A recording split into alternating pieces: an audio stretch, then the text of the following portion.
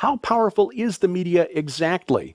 LifeSite News, very interesting article published today, reporting that journalist Dr. Robert Moynihan has published an article in which he shares what a journalist for Time magazine shared with him back in 2004. This journalist, Robert Blair Kaiser, who has since passed away, was sent by Time magazine in 1964 to Rome to report on the Vatican II Council, the Second Vatican Council. And he was sent with a budget of $20,000 a month by Time magazine. That's 20 grand a month in 1964 dollars, when it was still worth closer to $20,000. The point was, Kaiser was instructed to host parties at an apartment in Rome for the participants and the journalists reporting on the council itself. The purpose of these gatherings was to share information, to gather information, but also to facilitate an agenda of a more open church. It's a nice way of saying pushing a liberal agenda onto the Roman Catholic Church. So Clare Boothe Luce, Henry Luce, the publishers of Time, Life, Fortune, Sports Illustrated at the time,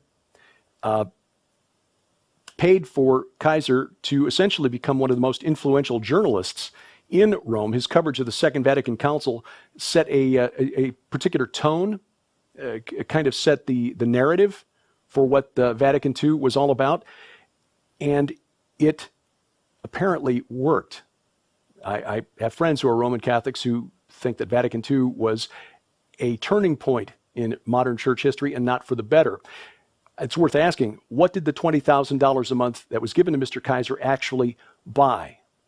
Now, that's a lot to spend on catering, even if you're entertaining every night of the week. The other question is, did this operation have anything to do with the United States government? Because there are those who believed for years that the booths were connected to American intelligence. In fact, LifeSite reports that David Wemhoff, author of the book John Courtney Murray, Time, Life, and the American Proposition, wrote that, quote, now, media mogul Henry R. Luce, founder and publisher of enormously influential magazines like Time and Life, used the CIA's doctrinal warfare program to turn the Catholic Church into a promoter of American ideas, end quote. And by American ideas, be pretty sure that those ideas were not about sharing the gospel and making disciples of all nations.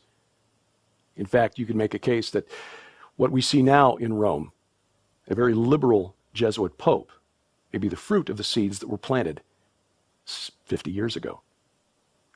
Coming up,